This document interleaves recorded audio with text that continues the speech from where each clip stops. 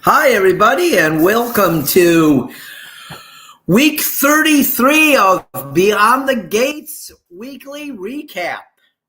I'm your host, Tim Shirer, and today we're going to talk about we're going to review the week of the best soap opera on television, Beyond the Gates. It's it premiered in February on CBS, locally here in Cleveland, CBS Channel 19. It continues to be really good, action-packed, and, I just like how it's fast-paced. That's one of my favorite things is how it's fast-paced. So here we go. We'll start out with Haley continued her scheme to get Bill's fortune. We found out last week that Haley is a con woman who has pulled a scheme off many times with wealthy men. And this is no exception. That's what she's doing with Bill. She has everybody fooled. She was supposedly a orphaned person who did not have a family. It turns out she does have a family. Randy, who works with Joey. He's Joey's henchman at the casino. So, but he got her some poison that she has started administering and putting in Bill's, drink, whatever it is, coffee, alcohol, whatever. And so she is scheming to kill him. And little by little, I guess this poison, whatever it is, will take care of Bill. But let's not count Bill out that fast, because I think Bill is, Bill's here to stay. Bill's going to be a character for a long time on Gates. So I'm not too worried about Bill. Smitty started working on a new story this week. He's not able to tell Martin about it yet, but, they have this new relationship where they tell each other everything. But, he's a journalist, and, journalists, sometimes you have to keep things secret so you can, get the story finished and there's no interruptions. So, but so that was what was going on with Smitty and Martin. It was nothing really exciting. They're back together now. So, unfortunately for the people who are hoping that Nicole and Ted get back together, at the end of the show last Friday, Nicole showed up at Ted's hotel room and they shared a kiss. But of course, Dana was standing outside. She saw Nicole go in, and what did she do? She pulled a fire alarm, and they had to evacuate the building. And that was pretty much it for their encounter. Ted sent Leslie flowers the next day, Ted sent Nicole flowers the next day. And when Nicole saw Ted later in the day, she told Ted it's over. Their relationship is done.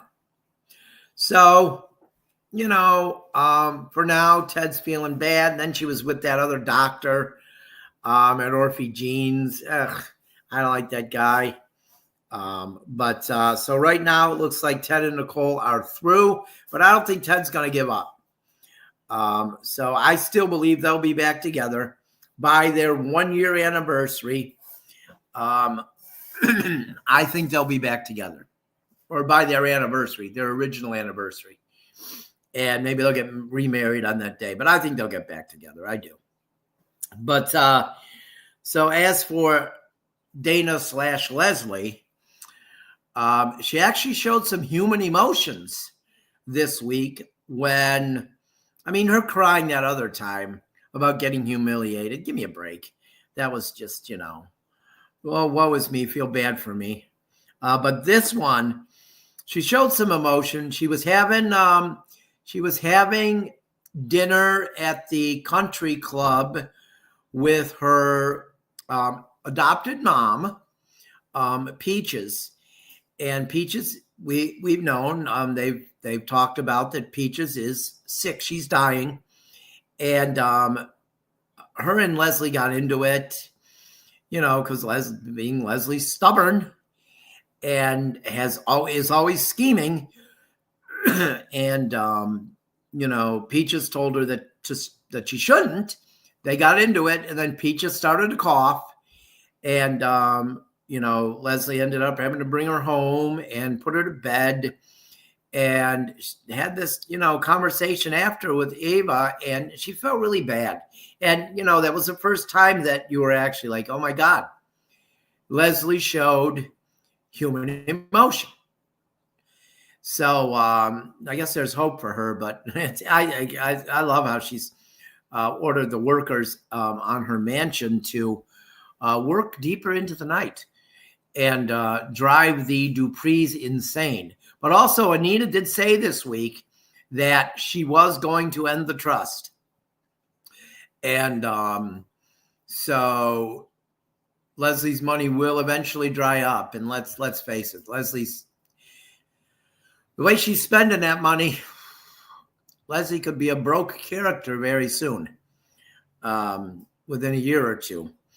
But although this is a soap opera, so, out of nowhere, they could say she invested heavily and, the money, she invested wisely. So, but Anita did say she was going to end the trust. There was a moment where Martin was on the phone with somebody earlier in the week, and Anita walked in, and they kind of made it mysterious. I don't think it's anything now, but they could use that in the future. I would be very disappointed with the writers of this show if they had Martin having an affair. I'd be really disappointed. You got your two main characters on this show that you believe in, the matriarch and the patriarch, Anita and Vernon. And if they had Vernon having an affair, I'd really be angry. It's not like they're young either. I believe Clifton Davis is 81, I think. So, I mean, come on. But so that's them. And then Samantha is getting closer with June. She goes to see her at Orphe Jean's when June is working. Smitty and Martin seem to have adjusted to this. And it's,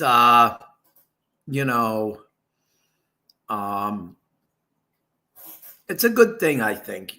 Kids need their mom. And yes, they have their two dads, Smitty and Martin, but they need their mom. So it's good that they see, and Terrell has been there with her too. And they had good conversation the other day. I believe that was on yesterday's show. And June convinced him to ask the girl that he was dating, that, they stopped dating. She convinced him to go over and talk to her, and it worked out. They're now going to go to the school Halloween dance together. And so that was good. I really liked the character June. We've all had tough times in our lives, and June has had tough times and rebounded, but this is a soap opera. So we know that at some point June may fall back, just because that's how it is. But maybe not either. Maybe June will just be that character that's there for everybody. And, for the, on the show, she's the waitress at Orphe Jeans, and I mean, they had that on General Hospital. Look at Ruby on General Hospital. She ran Kelly's, and it was great. Everybody loved Ruby. Everybody was Ruby's friend. Everybody went to Ruby for advice. So June might be this type of character on Beyond the Gates. And I really like June. I think she's a good character.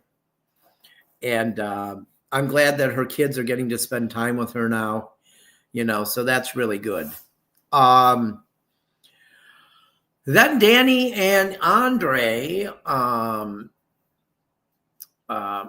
Ridge Forrester, in case you don't know who Ridge Forrester is, if you just watch Gates, Ridge Forrester is a character from Bold and the Beautiful, and played by Thorsten Kaye.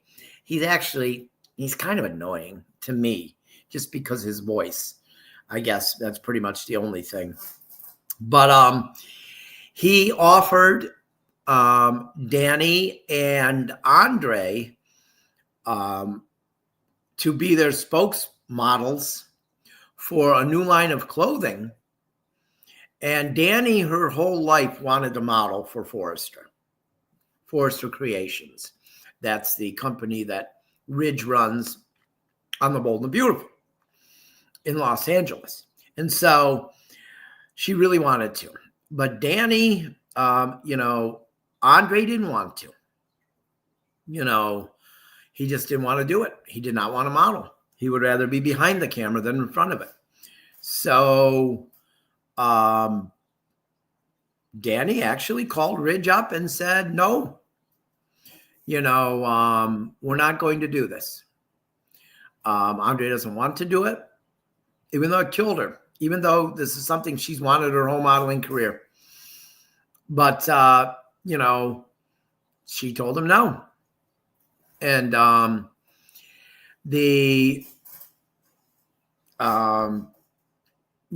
don't think it's over. I don't think they're going to have Thorsten Kaye on there 2 times like that for like 30 seconds or a minute. I think that this isn't over. I think Andre is going to say, yeah, he will do the modeling. And then we will end up I think we're going to have some crossover episodes with maybe Danny and Andre on Bold and the Beautiful too. I think so. I have a feeling. So I don't think that story's over yet. But then we have Chelsea and Madison today. They hadn't shown Madison in a bit, maybe a week or so, talking about Madison's mom and how she really does not get along with her mom. She had indicated earlier that she did get along with her mom, but she does not get along with her mom. And Chelsea put a question on social media about should a person in a relationship try to help repair their partner's relationship with their mom? They showed right at the end that, she was getting responses on her social media because she's a social media influencer. But I have a feeling Madison's going to be mad about this, that Madison isn't going to want it out there, and I think that that's going to cause a problem between Chelsea and Madison. So, but we'll see. And then earlier in the week, Kat and Tomas show up at the emergency room. The emergency room at Garland Hospital on Beyond the Gates, by the way, is the least looking emergency room in the history of television soap operas. It looks just like a regular unit and in the hospital, and everything goes through that emergency room. Every room is just off the emergency room in that hospital. It's crazy. Everybody's room is right there. It's it's funny, kind of, I think it's for people like me who've watched soap operas for a long time and notice this kind of stuff. It's kind of odd. But if that's a big problem, then you probably don't want to watch the show. But I don't think it's a big problem at all. It's just kind of something that's interesting. How the emergency room is the main spot at the hospital for everything. People come through the emergency room to go visit people at that hospital because their room is right off the emergency room. It's pretty crazy how big that area is, right off the emergency room at Garland Memorial on Beyond the Gates. But so yeah, Kat took Tomas there because she broke his thing. She broke his thing during that's pretty much, there's no other way to say it. And but Shanice took care of it. They called in a specialist, but Kat just showed what a snob she is too. We need the best. We need the best doctor. Oh, he needs priority. He needs his own room. We didn't even need a room. Kat is such a snob. But at least she showed some feelings and worry about someone else for once, other than herself. She was genuinely worried about Tomas. And, he got released. And looks like he's going to be fine. They just can't do anything for a while. And of course, Shanice joked with them and said 2 years. That was great. And but Shanice, she loves to get under people's skin. She's a gossiper, and she's a hospital gossiper. I mean, she really is. You knew that the first day this show was on, and they showed the hospital. But so that was interesting. Jacob and Naomi continue to struggle with the he wants children now and she doesn't, and this is going to cause real trouble. We've seen this on soap operas before, and right at the end of the show today, they introduced Andre's brother, who was in town, and that's going to be interesting too. Is Naomi going to have an affair with Jacob's brother? I'm calling it now. This is a soap opera, right? This is a soap opera. So I think that that's what's going to happen. Naomi's going to have an affair with Jacob's brother. And because, they're going to continue to have problems over him wanting kids and her not wanting kids. And Naomi was pretty drunk. They were having dinner and drinks with Derek and Ashley, and Naomi was really drunk, and so I think that Naomi and Jacob are going to have problems. They may break up. Their marriage may end. No, look, not every marriage on a soap opera can last, or not everybody can get back together on a soap opera. You bring in other people, you bring in other characters. It would be boring if we knew that, okay, they're going to break up, then they're going to get back together. I mean, that would be boring if that's how it's going to happen. Everybody on the show is going to break up and get back together. That's no fun. So Naomi and Jacob, they're not exactly an exciting couple. So I think there's going to be some issues and some problems there. So, but Andre, the Andre, Derek, Ashley storyline looks like it may have possibly come to an end for now. But Derek is still struggling with whether he wants to tell Ashley that he's got feelings back in his legs. He almost was able to stand up near the end today. And then Ashley came in and he sat down. He had visions of what Ashley would do if he stood up on their wedding day and surprised her, like either the wedding day or right before. I think he's afraid that she'll go back to Andre if he's healthy, which I don't think she will right now. But I also think that, Andre is with Danny. And I think he's committed to that relationship right now. And he pretty much told Ashley that today. He told her she belongs with Derek, and Derek's a good man. Andre said that. And, because she talked about she wants to go to Paris sometime. And Andre's like, well, you'll go to Paris with Derek. After you guys are married, you'll go to Paris. And that was kind of a nice scene. I like that because sometimes, I don't know, the interaction with Danny and Andre, or Ashley and Andre, I don't like. But speaking of Danny, I did love how Danny confronted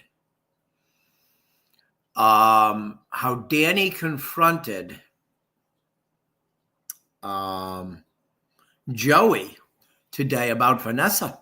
And she said, she's been my friend for years. It sounds like her and Vanessa and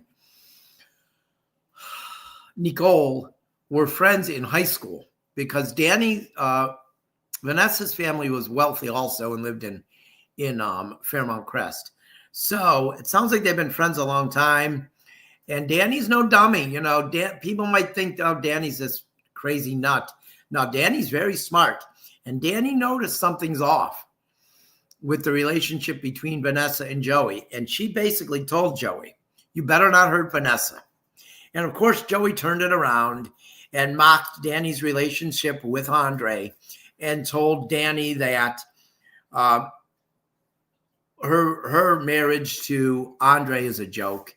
And and then he bet her $10,000 that their marriage wouldn't last a year, Danny and Andre's marriage. So, of course, Danny took the bet. You know how Danny is. Danny will not lose that bet. She will stay married legally to Andre for 1 year for sure. So now we know that. She will. Danny's not losing this bet. You know what I mean? So they may not be together at that point, but if they're still married, that's the bet, and Joey will have to pay that bet off. Of course, he thinks he's going to win. But right at the end, Vanessa, after talking Donnell back into going back to college to be with his twin sister, Deanna, Vanessa showed up at the restaurant, and I can never remember the name of the upscale restaurant in Fairmount Crest. I know it, but I can't remember it right now. Vanessa arrives there, and she's not happy. She's not happy that Danny and Joey are talking about her, and then she tells Joey she still wants to be part of the business, and she wants a role, and there's no reason that she shouldn't have a role because Donnell went back to school. So she's telling him she wants a role. And, it's going to be interesting to see how this all develops. I don't know how long John Lindstrom plans on staying on the show. You know what I mean? So we'll see. But, I mean, let's face it. He's a mobster.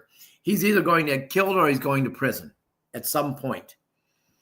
I don't know what will happen to Vanessa. Will he protect her and not bring her down with him? I don't know. Will she be the one that turns him in eventually? I don't know. But, the mobster, usually something happens in the end. Unless you're Stefano DiMera from Days of Our Lives, where you have like 58 lives and you continue to come back for 25 years. So, but I don't get the Stefano DiMera vibe with Joey Armstrong. John Lindstrom is no Joseph Mascoli. So, but that's Gates for this week. That there was a lot we talked about in just under 25 minutes. We said we'd have a vault this week.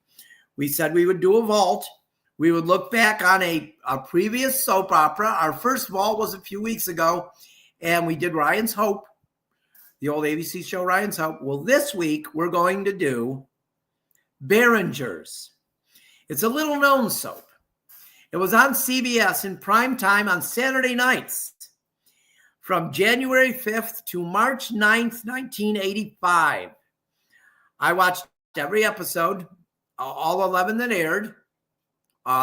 They made 12, but only 11 aired. It ended with a blazing fire.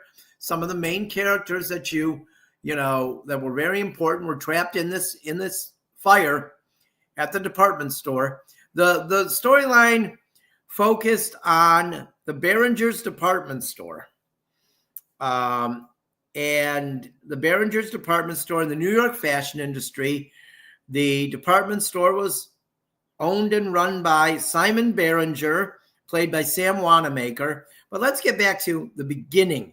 The show was produced by Lorimar, who did Dallas, Falcon Crest, and Knots Landing. I believe they also did Flamingo Road. But it only lasted 11 weeks. Saturday night was not a good spot for a soap opera, really, either. Diana Gold created it. She helped create Knots Landing. She was a producer on Knots Landing. She was a script consultant, a writer. She did pretty much everything behind the scenes on Knots Landing. She created the show. David Jacobs produced the show. He produced Dallas, Knots Landing. They had good people behind the scenes. That's why I didn't understand why they didn't give it more of a chance. Maybe put it on a different night, see if you could build an audience. Saturday night, let's face it, Saturday night is not a good night for a nighttime soap opera. It really wasn't. I think Monday through Thursday, even Sunday night would be a better night for a soap. Saturday night was not a good night for a soap opera in the 80s. It just wasn't. But NBC never gave soap operas a chance. But as I said, this soap opera revolved around the Behringers department store chain and the New York fashion industry. It had all the soap opera things: sex, drugs, gambling, extramarital affairs, all of the things that a 80s nighttime soap had, and it just wasn't given a chance. I think if it had been put on at the beginning of a season and given a night during the week, I think it would have made it. I think it would have been a successful show. I was very disappointed when it got canceled because I watched it with my dad and my sister every week. And it was a good show. The cast was really good. I don't have everybody listed in the cast, and a few good actresses I'm leaving out here. But we had they promoted at CBS Sex Kitten from the 60s. Yvette Mimieux was one of the stars. Jack Scalia played mobster Danny Kruchek. Remember, Jack Scalia went on to play Sue Ellen's lover on Dallas for a season until he was tossed over the balcony by JR. Of course, JR never got charged with that. But then, Sam Wanamaker was Simon Behringer. Ben Murphy played Ball Behringer, who was getting divorced and having an affair with the manager of the store, which was played by Yvette Mimieux. Robin Strand as Billy Behringer. He was in trouble. He gambled. He had problems. But that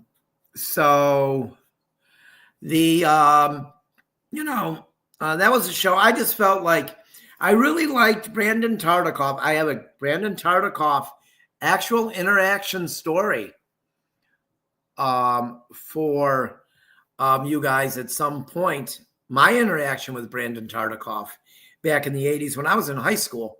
But I thought he never gave soap operas a chance. I wish he would have, because NBC was the network back then, but they never had a successful soap opera. But that's Behringers. So that's our show for today. We're going to be back next week at 3 o'clock. And I hope everybody has a great weekend. And until next week, maybe I'll see you somewhere around Fairmount Crest.